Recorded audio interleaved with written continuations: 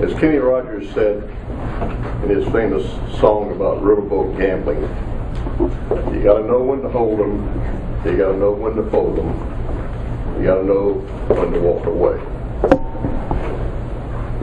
There's a moral to that story, and I'm going to give you a story to go with it that illustrates that.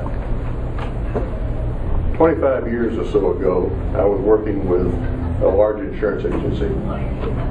One of my responsibilities was to supervise a group of 6 young ladies who typed letters for 15 producers. In the insurance business, we don't call them salesmen, we call them producers, because that's what they do, is they produce business.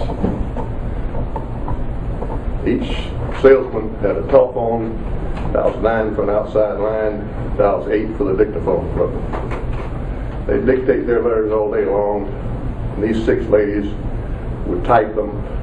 The supervisor would edit them, make sure they were accurate, make sure they were on each producer's desk by the end of the day, so it could be signed and the letters mailed out.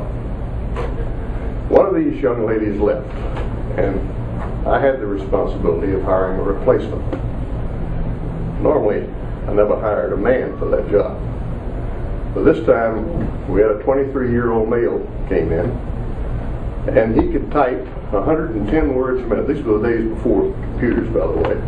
He could type 110 words a minute, hardly look at the keyboard, look all around the room, watch the birds fly by, and his letters would be perfect. And of course, our producers loved him.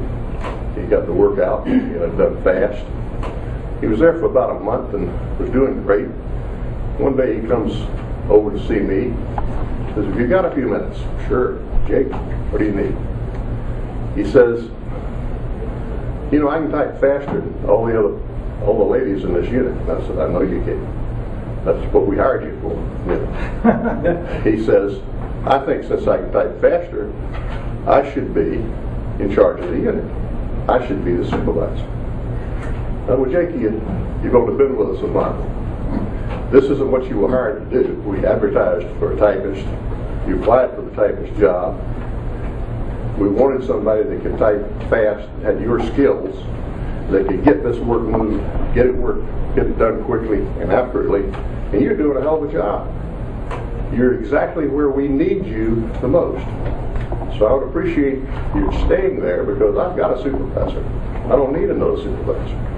Stay there and do this job and keep doing what you're doing, and I'm sure you'll have a great future. Okay.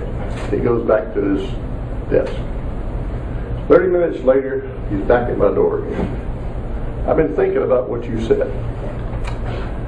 I don't agree with you, Mr. Friend." He says, "I think definitely I should be the supervisor of this unit." I said, "Well, I explained all the reasons why we can't do that, so I don't know why you're still here."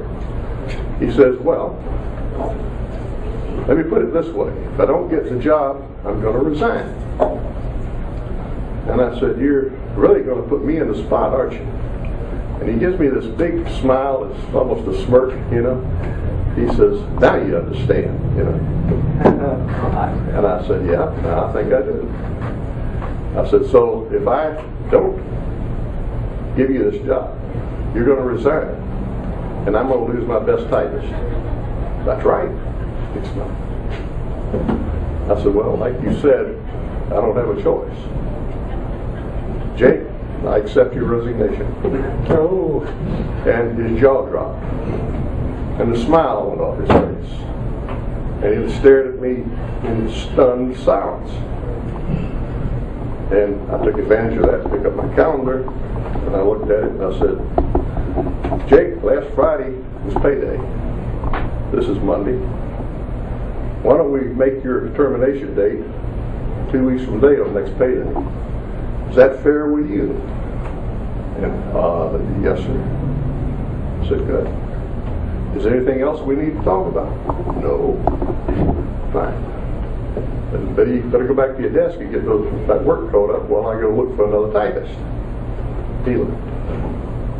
30 minutes later, Emily, the supervisor, calls me. Jake took his briefcase, filled it up with whatever personal things he had, got on the elevator and left. "Oh, he's coming back." So I told her he'd resign, redistribute his work. We'd look for somebody else. About a week later, phone rings and it's the switchboard. Switchboard says, well, I've got a young lady on the line that would like to talk to you. It's Jake's girlfriend. That she hasn't been able to reach Jake. She calls his apartment and there's no answer. She leaves messages and then nobody calls her back. She called here thinking she could speak with him at the office and learned he wasn't here anymore. I spoke to her. Told her how much I could tell you. I said, but he resigned. But I thought he loved that job. I said, so did I. But he resigned. Okay. So then I got worried. Is Jake some sort of a nutcase that might jump off the Skyway Bridge tomorrow?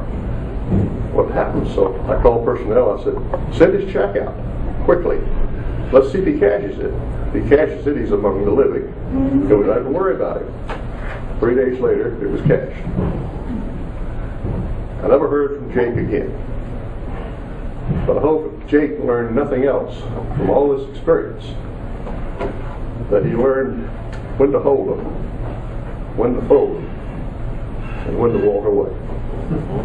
That's